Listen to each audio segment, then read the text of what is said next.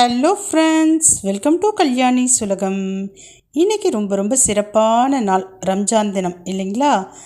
ரம்ஜான் கொண்டாடுற அத்தனை பேருக்கும் என்னுடைய சார்பாக, கல்யாணி சுலகம் சார்பாக இனிய ரமலான் தின வாழ்த்துக்களை ரொம்ப மகிழ்ச்சியோடு தெரிவிச்சுக்கிறேன். நீங்களும் இன்றைக்கி போல் என்றைக்குமே சந்தோஷமாக இருக்கணும், உங்கள் வீட்லேயும் சந்தோஷம் குறைவில்லாமல் இருக்கணும் அப்படின்ட்டு இறைவனை பிரார்த்திச்சுக்கிறேன்.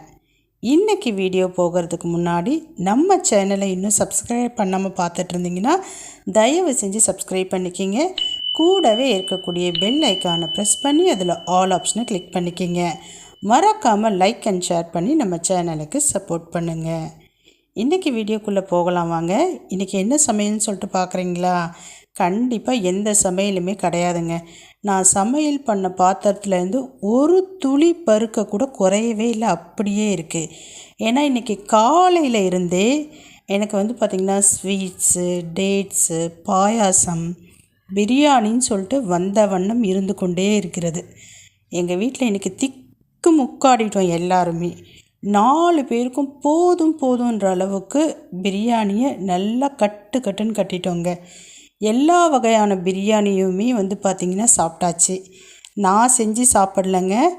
எனக்கு பார்த்திங்கன்னா ரமலான் தின சிறப்பாக எடுத்துகிட்டு வந்து கொடுத்தாங்க. ரொம்ப மகிழ்ச்சியாக இருக்குது. உண்மையிலே சொல்கிறேங்க, நான் சமையல் பண்ணியிருந்தா கூட இந்த அளவுக்கு சாப்பிட்ருப்பாங்களா அப்படின்றது டவுட்டு தான். ஏன்னா பிரியாணி, பாய் வீட்டு பிரியாணினாலுமே ரொம்ப ருசியாக இருக்கும்.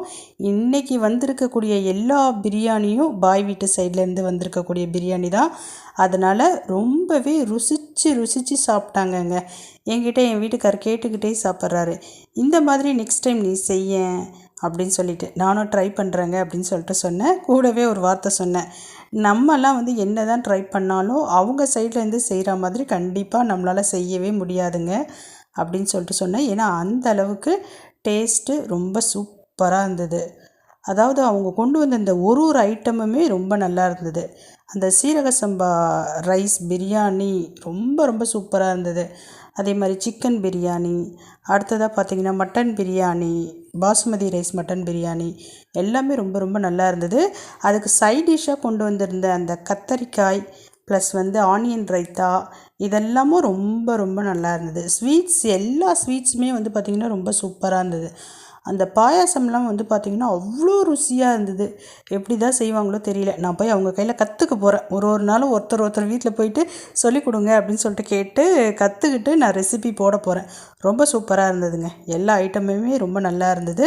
நல்லா திருப்தியாக சாப்பிட்டோம். மறுபடியும் ஒரு முறை பார்த்திங்கன்னா எல்லாருக்கும் ரமலான் தின வாழ்த்துக்களை மனதார தெரிவிச்சுக்கிறேன். பாருங்கள், பிரியாணி ஐட்டம்லாம் நாங்கள் சாப்பிட்டுட்டோம். சாப்பிட்ட பிறகும் இன்னும் இவ்வளோ இருக்குது. நைட்டுக்கும் பார்த்திங்கன்னா இதே பிரியாணி தான் சாப்பிட போகிறோம். நான் சமையல் பண்ண சாப்பாடை அப்படியே எடுத்து வச்சாச்சு. அதை என்ன பண்ண போகிறேன்னு சொல்லிட்டு தெரியல. இப்போ நான் கிளம்புறேன். பாய்.